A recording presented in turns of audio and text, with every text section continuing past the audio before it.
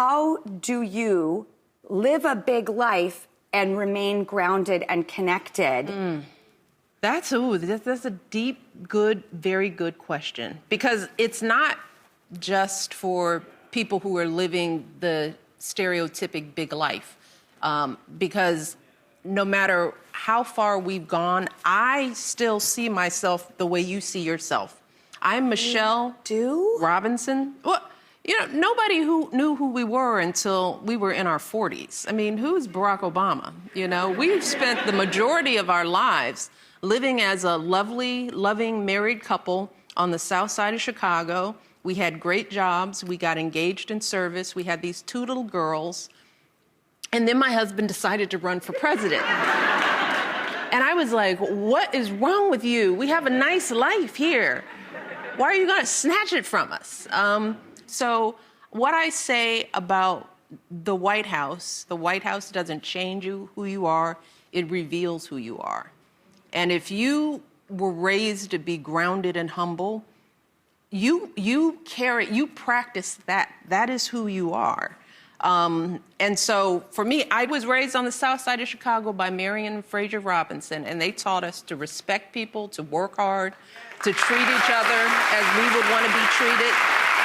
And you speak about it so incredibly in the book. I feel like I know your mom and dad from reading the book. They are amazing, regular people. Have you ever been intimidated to cross a room to go over to someone? Absolutely. Who was that? I talk about this in the chapter where I talk about what it feels like to be an only or first. Yes. Right? And there are a lot of people who were in that position. Sometimes we think about it in terms of race, in terms of gender. But, you know, if you're a first-generation college student and nobody in your family has ever gone to college, you will be intimidated by sitting in a college classroom or to raise your hand to ask a question. Because you're a first or an only. We are all traversing those things. And like I said, I never tried to allow those moments to stop me from moving forward. You have to kind of push past your comfort zone. And it takes practice, right? I wasn't always confident walking across the room. But what I had were parents who told me not to let my fear guide me. So they continued, they started pushing me early out of the nest to try new things. Walking to school by yourself. Walking to school it's the basic things that a parent can allow their child to do that starts building confidence. So I tell the story about me being in kindergarten and my mother, we lived around the corner from our school. On Euclid Avenue. On Euclid Avenue. I went to the neighborhood public school, and my mother decided, okay, here's an alarm clock. It's time for you to wake yourself up, and you can walk around the corner to school. And I was like, lady, are you crazy? I am 5 years old. I didn't say that, but that's what was going through my little mind. But I did it. And the lesson that I learned from her is that she had to overcome her fear of letting me go. And a lot of times as parents, we hold on tight for too long. We don't want our kids to experience that fear, that anxiety. But the one thing that I say is that if you don't let your kids practice their fear, they never learn how competent they can be. So that walk to kindergarten was the first of many exercises, you know, leaving the south side of Chicago and going to an Ivy League school where my college counselor told me I wasn't Princeton material.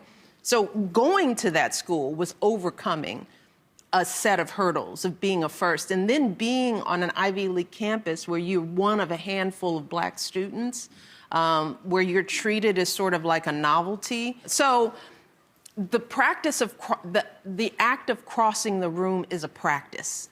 And I have been practicing it my whole life. So when it was time for me to walk across that stage with my husband, to stand by him as he took the oath of office, I was practiced in walking across hard rooms because... Get close, girl. Okay, so I need to cross the room. You have to cross the room, especially if it's me. Okay. Do it. By the way, we like to be a little goofy and silly around here. Will you play a game with me? Yes! All right, because I heard I have have some foods that literally I would rather... I'd rather eat a shoe or lick a pole or do anything than put in my mouth. Is it true you have that too? Oh, yeah. What is yours? Beets. Okay. So what does this game have to do with beets? There's some beets over there. Oh. And we could play a game to try and win. You're really selling it, Drew. Not putting it in our mouth. It's called Who Knew, Don't Spew. Okay. Will you play with me?